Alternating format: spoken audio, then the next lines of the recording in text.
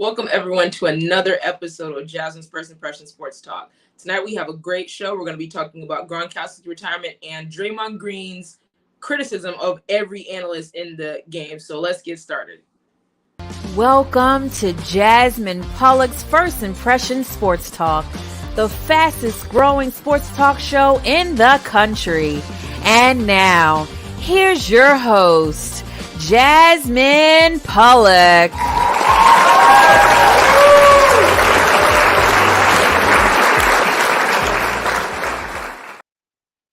Welcome back to Jasmine's First Impression Sports Talk. And before we get started, I just want to talk about my website. If you guys want to be a part of the show, if you guys want to leave comments and keep up with what I'm doing, you can follow me and go onto my website at jasmineonsports.com. I'm really excited about it. It's a new addition to everything that I'm doing. So if you want to keep up and stay involved, there you go, jasmineonsports.com. So let's bring in Dad and Jeremiah. We're going to first talk about Gronkowski's retirement. So, Dad, we know you're a Bucks fan. Jeremiah, you're not a Bucks fan. I'm not a Bucks fan, but we're going to talk about Gronkowski. So, with, all the controversy that went on about the Bucks in retirement, from Tom Brady to now Gronkowski, he's finally hanging it up and saying, you know what, I'm done. So, Dad, I want to start with you. What is your take on Gronkowski retiring, and could we potentially see him maybe come back how he did before? Well, to me, that all weighs on Gronkowski's health. He has a extensive documented history of major injuries, and it just takes a lot at his position to come back and play at a high level, which he has for all of his career. I think that the fact that he didn't come back to play with Tom this year, this may be it, because I don't see him coming back to play for any other quarterback. And I don't even know if there's many other quarterbacks that's going to give him the production that he's accustomed to. So I don't see him coming back. And if you look at his career, he's definitely a first ballot Hall of Famer. He's got just about every record you can have as a tight end. And his career wasn't, not as long, but he's got Super Bowls. He's got touchdown records. He has everything. So I think it's actually a good time for him retiring. He's still young, and I think he has a career. If I'm not mistaken, before he did some broadcasting. And I think he has a career now because he has a really wonderful personality. So I look forward to seeing what his next endeavor is going to be. Yeah, so, and Jeremiah, being that my dad mentioned that, where do you place Gronkowski on the all-time tight ends list? Like, where do you have him at? Well, for me, I would have him as, of course, top 3. So My list, of course, would start with Shannon Sharpe. I would say Tony Gonzalez, and then I'll put Gronk. Wait a minute. Hold on. No. I know it's crazy. I'm arguing with Rob. I'm arguing with the Rob Gronkowski, and I want to switch him actually with Tony. Like actually do this thing. I'm gonna switch because that's how I had it before. Actually, before he retired, that's how I had it like a couple of years ago. That was my thing, especially when he was on New England.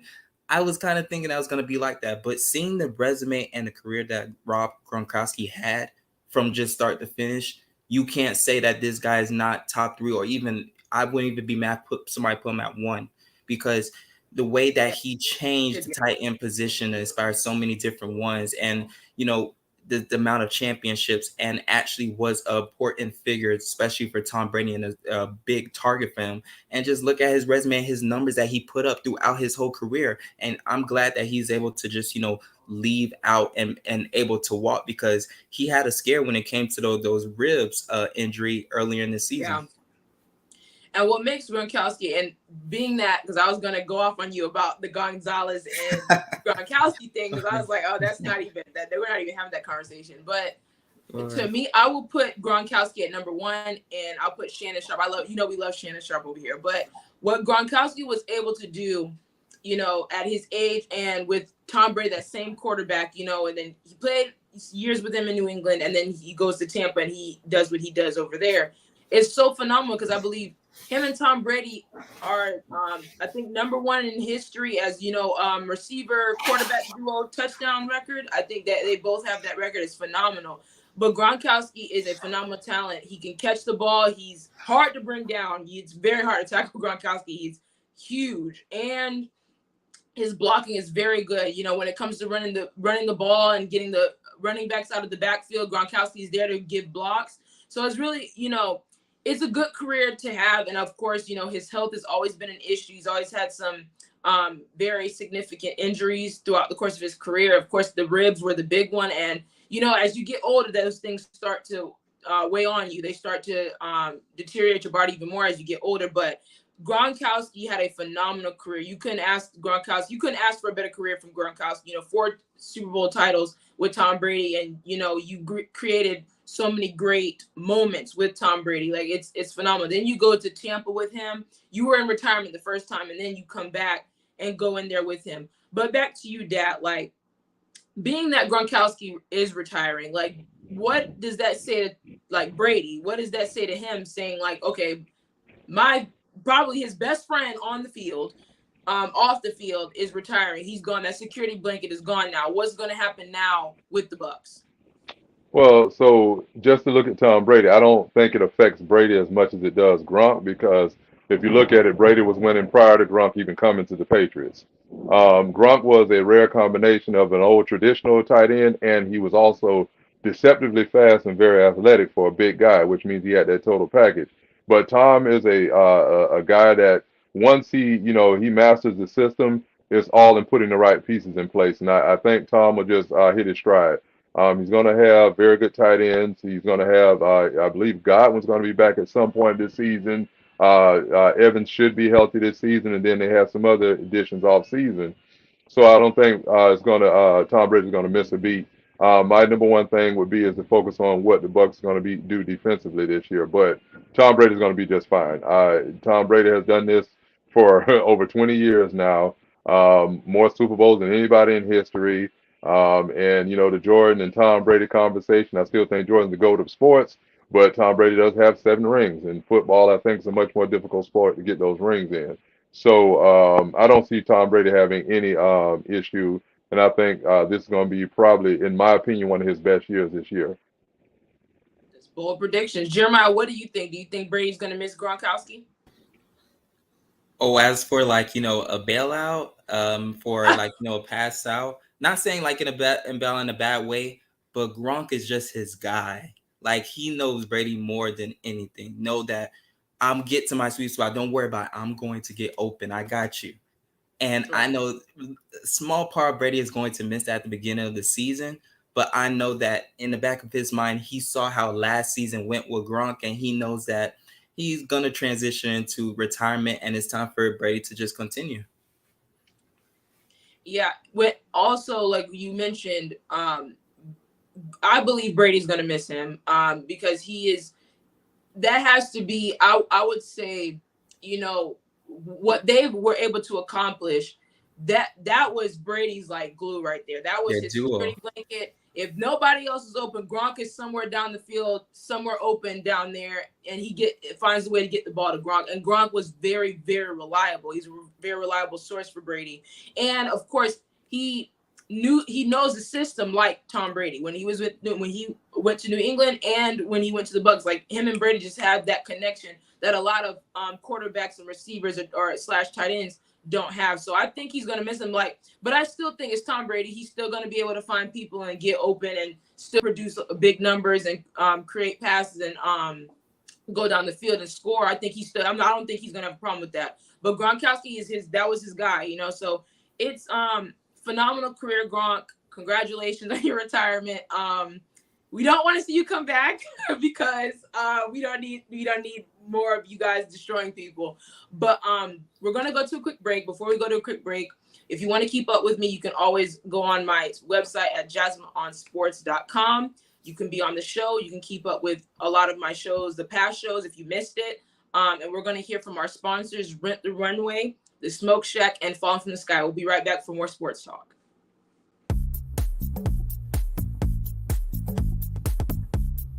Renting is everything. It's style at your doorstep.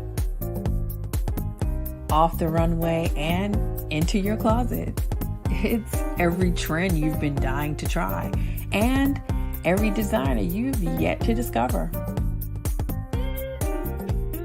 It's wearing it your way every time. and making it count everywhere you go.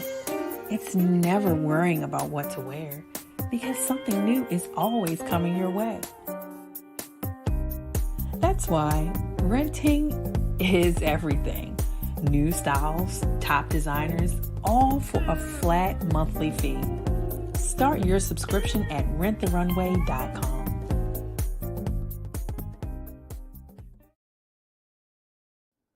Slow roasted over hickory fire and pulled by hand. This is the way pit pork has always been done. Pulled pork lovers, rejoice.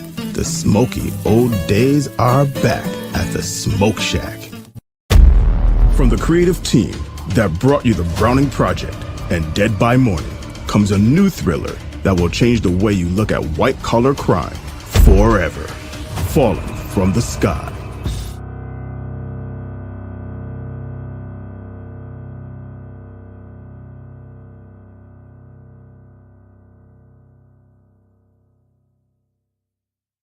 You're watching Jasmine Pollock's First Impressions Sports Talk.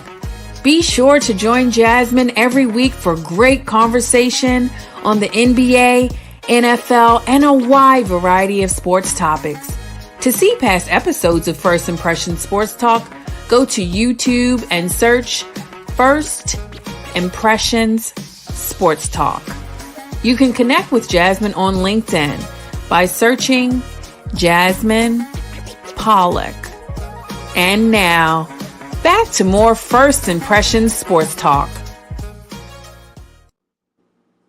Welcome back to more First Impressions Sports Talk. And the voices you heard from those sponsors was Kelly Johnson and Dion Hunter. And if you want voiceover work done, you can contact Leon at theleonthomasgroup.com to get voiceover work done.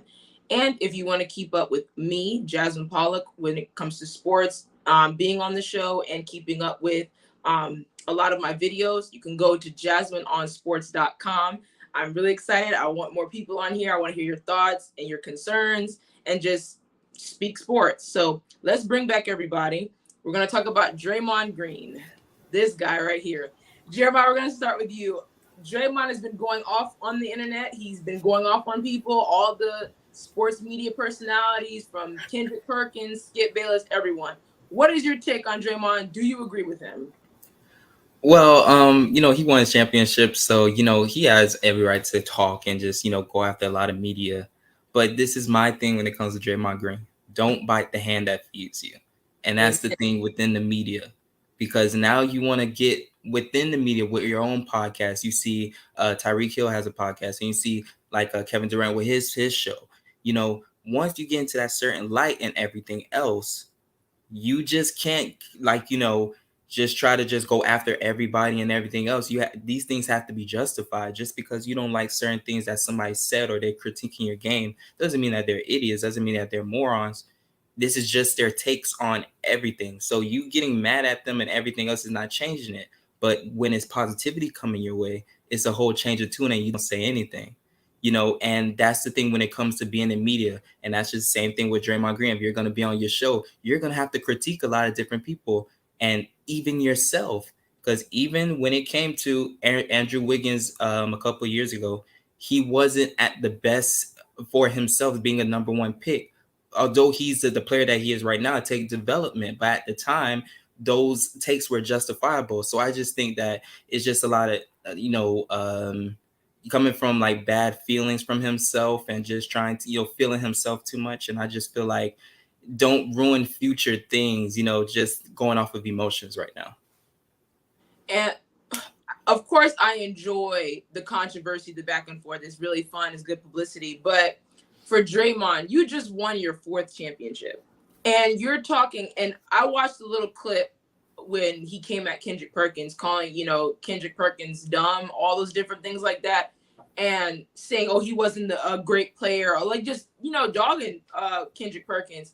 And it's like, okay, it's a level where, okay, you're saying, okay, this person had a critique on you, and you respond with another critique saying, hey, that's not correct. This is how I play the game. But it sounded too personal to me. Like, it sounded like you really have a vendetta against Kendrick Perkins. But when it comes to Draymond, when we look at you, and we look at what you mean to Golden State, you're probably, the more gritty player out of all of them. I think you're the toughest player on that team. When it comes, you're the pest, you're the one that, instigates other things. You're the one that gets everyone hyped, I believe. But let's not forget the reason why you're at this stage right now. The past 2 years, you were the one that called Kevin Durant to come to Golden State. If you were so tough, how you portray yourself to be, and you're coming at people for toughness, you called Kevin Durant to come save you because you guys weren't beating LeBron James single-handedly by yourselves. So you called Kevin Durant, and you were all for that. You were happy, you were gloating, and then, of course, congratulations, you won, but you guys won against an inexperienced Celtics team.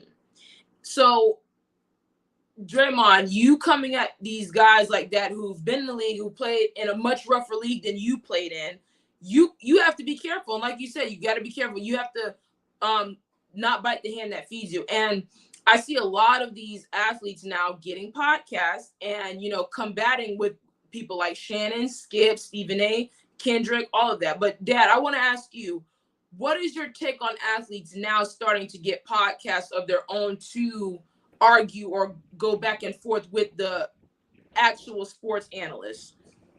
Well, I actually like it because the media has had a stronghold on the industry, but with social media, it's created an avenue for, I would say, less polished people to come in, and as long as public opinion is high on those people, it's going to be relevant, and that's something that we're all going to have to get used to because that's just the wave of the future. Where these guys are coming in, they're not, college graduates per se. Some of them are, don't get me wrong, but I mean, some of these guys are not polished from a media standpoint, but they're coming in and the public is really loving it. So I do enjoy that. One of the things I'll say about Draymond.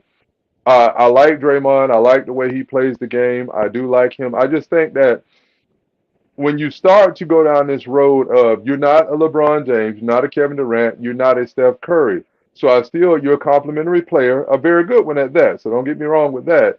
But I just think you have to be careful with the level of disrespect because just like, like the media, give your critique, break down what you need to break down. But when we start getting to the insults, that starts to become something that kind of turns the public away, at least me, because I really don't care too much for the insults. If you got a take or something specific you want to say about a person in their career and their profession, I understand that. When we start, calling people dumb and certain, characteristics and adjectives you're using, about these Not people, to mention, then I start, he called yeah, him and then I start to really turn away because it's not what it's about. So I right. think he has to be careful with that. But he does have a voice. He has 4 championships, albeit a couple of those championships in my eyes. He's very, very lucky to have if you don't bring one Kevin Durant to town. Not gonna get in that. That's for another show. Yes. But that to me is something that can't be forgotten because those have asterisks on them for me because I have a bad taste in my mouth for them tipping the scales the way they did, and it didn't have very much parity at those times. So, Well, Dad, actually, we have a few minutes. Let's talk about it. Let's talk okay. about Golden State's Yes. championship win that they had against not Golden State, against the Celtics. So this is a free for all. What is your take of where Steph is, where Golden State is in their dynasty? Where do you guys place Golden State as dynasties? When we look at the Bulls, the Lakers, the Celtics, what is y'all take about it all? Well, real quick, my thing is it's kind of hard for me to call them a dynasty when they didn't do it with the original big three that they had. It's a dynasty when you have Klay Thompson and you have Steph Curry and Draymond. Now we're talking about, but when you added Kevin Durant, now you got a couple rings. That was another superstar. I mean, a top tier athlete that you brought into a team that already broke the NBA single season record the year before. Yeah. And to me, that was very cheap to me. Now, that's just my opinion. There's other people that'll love it or whatever. But I think that you lose parity when you do that. And I think that those 2 championships, there's an asterisk for me because nobody was beating that team. It was just, I mean, Durant was too efficient. Klay Thompson and Steph are very good shooters. So for me, that kind of killed those two champions to me. I don't see them. And a lot of Exactly. people like to say, "Oh, that's what LeBron did." Well, LeBron didn't go to a team that was winning at that level, so No, that no. kills that argument for me. It was an experiment with Golden State. It was an experiment, but you kind of knew what you were going to get. So that's those championships to me. Steph is at the top shooter wise. He Got to give is. him that. But when Mhm. you start talking top five, all that, I can't give him that based off how those wins came about. I just don't respect. I'm not saying I don't respect Golden State, but it's hard for me to give them like, oh, they are a great, phenomenal dynasty, compared to the dynasty we've seen in the past. Like you would have never seen. This is going at Kevin Durant. You would have never seen Michael Jordan go to the Pistons. You would have never seen that. So, and you could say LeBron, you wouldn't see LeBron go to the Celtics, even though, the Celtics were, him and the Celtics battled it out for some years. You didn't see him go to the Celtics. When Durant went to Golden State, that single-handedly changed the course of NBA history. We would be Right. having a different conversation right now if Durant hadn't gone to Golden State, because I think LeBron would have won 2 of those championships again. He would have won. I think he would have three-peated. Yeah, because I how those think matchups would have been against both of exactly. those. We just wanted to just see those matchups. Okay, you won one, I won one. How was the third time around was going to be? That was Yeah. the big story right there. And Absolutely. just for Golden State, you have a lot of teams to go against when it comes to the top 10. You got to mention the Yes. Spurs. You got to Not mention bad the Spurs. Larry Bird's Pistons. Boston, the Celtics. Not bad. The Lakers with Shaq and Kobe. Nope. You have the Heat, and we can go Don't on and forget on. The about Pistons MJ are and the right Bulls. there. MJ and the Bulls. MJ and the Don't Bulls, forget of course, about they're MJ and the number Bulls. one on that list. You could They go did back most of the time. further. You could go back further to the Magic with the Lakers. You could go that route. There is no Warriors. They're a good team. They're a phenomenal team. Of course, Curry and Clay, especially Curry, single-handedly changed basketball with his shooting. But I just don't really. I can't even put. I told you guys this already. I cannot put him in the top 10, and I won't put him in the top 10. He's in my top 15, but they had a chance to try to make a name for themselves when it was 2019 against the Toronto Raptors. We've Yes. seen how that series went. Injuries or not, you have your players around you that need to step up. Curry had an okay series. Thompson didn't really show up that much, but he got injured at the end. And the other players wasn't to be found because they were so reliant on Kevin Durant saving them the whole time. Yes. And that's what breaks their whole team. You get what I'm saying? Yeah, and I just feel like when I look at Curry and Durant, I have not seen them carry a team. The way LeBron did for years, ever since he came in the league, LeBron's been carrying teams that shouldn't have been in the finals to the finals. I do not think Curry and Durant both are capable of doing that at all. I agree. Because Absolutely. even Durant, when you had Kyrie and Harden and you couldn't get the job done. I get Kyrie's coming back. We heard the reports about 2 hours ago. He's coming back to Brooklyn, but what does that even mean? No And defense. I don't even know why they have them as the favorites. I don't know why Brooklyn is the favorites. I don't understand what you guys saw or seeing. They have not shown anything to me at all. I mean, you just seen right now with these last few championships, a lot of them are like turning the table differently because Boston, if they had a little bit more experience and a little more grit, they could have stole that series against Golden State, to be honest with you. The way that Golden State was playing. Speaking of Boston, I just got to add to that. So Boston was a superstar away from winning the championship. And Jason Tatum, I don't know what stage, he's a young talent where, he got really high hopes for them. This is a guy that was really close to Kobe before he left. I think that was the difference, is they're a superstar away. And they just did not get that superstar performance from him that would have changed that series. If you look at it, if they had got those consistent points, that guy that can take over.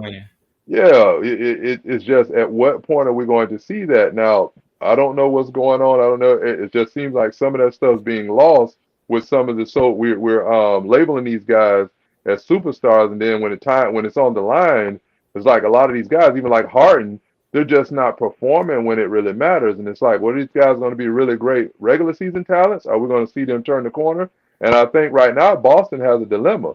because you can say, well, hey, well, we're going to be back. Be back with who? Because if you don't get a more production out of your top guy, then you're going to get the same result. You might get deep in Right. the playoffs, but if Mhm. you don't get a guy that's going to come in there and able to take over a game late in the playoffs, you're going to get the same outcome because Yeah, they've been going to the playoffs. It's the yeah, same because thing. they had themselves, like I said before, this last season right here, they had themselves a Miami Heat bubble run. They had the same exact run, getting Yeah. to that spot, but then bumping into, that bigger employment that you guys are very unexperienced about. And I I just felt like, I still believe though, looking at that series, the finals, Boston could have very much won the series. Very much so won the series. They turned the ball over they was turning the ball over in volumes each and every game. It was ridiculous. And the shots they were taking now, we get happy when we applaud Steph Curry for shooting threes at the volume he does. But when people start doing it constantly and it just goes cold, because there was time in the series he did that also. It's like no one's taking it to the paint. Nobody's getting up there. There's no mid-range anything. And like you said, Jason Tatum, I was very disappointed in him because I thought he was the face of the Celtics, but it turns out in this series, Jaylen Brown emerged past him. And we've seen Jaylen Brown do that a lot of times, but in this series, he played better than Jason Tatum. Way better. And like you said, that I think they are a superstar away, but what superstar? Who's gonna go over there to lift them? Well, one thing to add about the Celtics, their defense was excellent. So when you look Excellent. at the series, there were situations in that series where their defensive switching was just superb. The problem is what I saw, there was moments in the game where they would be up, they would be playing, they would be getting those easy layups, jump shots. Then all of a sudden somebody would shoot an ill-advised three without Yes. even getting set. And it's like, for me, on the coaching aspect of it, where was those moments when you saw it changing that you were going to stop and slow them down? Hey, time out. Hey, don't shoot that shot like that. Whatever you had to do to get them guys in the right mindset to say, hey, you need to slow down. Because and if you see some of the turnovers, they didn't slow down. It was just like, hey, I'm going to run down the court. and that's how they almost lost the game 7 against Miami. They had a huge lead, but then you go careless, just like Marcus Smart. You shooting three when you're trying to run out the clock, and plus you're up by more than 10 points. Why are you doing that against a hungry Miami Heat team that's on one leg? You don't care. That shot still. I didn't forget about that shot. We remember. I think it was a good shot. Butler go for the win. He took it to the hoop and got fouled and went to the free throw line. Not shoot that three at that point. There was what, 16 seconds left? No way. Well, that's I give him that shot because look, game 6. Don't forget game 6 and that game 7. He was phenomenal. I would not mind if you took that shot. Not an excuse. You don't make a shot like that. You go in the hoop. You go there and you get a foul. But Jordan shot the shot that win games. No, that's Michael Jordan. Jimmy Butler. He knows he's been in this league for a very long time. He should have went to you had 16 seconds. You shouldn't have brought Jimmy Butler up. Jimmy Butler, he killed that. 3-point shooter. He killed like all mid-range. He was trying to. The problem is, at that point, Jimmy Butler was listening to the whispers in his head. Yes, he should have never succumbed to that because there was no reason for him to jack up a three in that, and it wasn't even a set three. It was because just. I was thinking that, he knew that the team wasn't, healthy at all to go into overtime. Because Boston would have took advantage of overtime. How do you know their that? legs was sure. You don't know that for sure.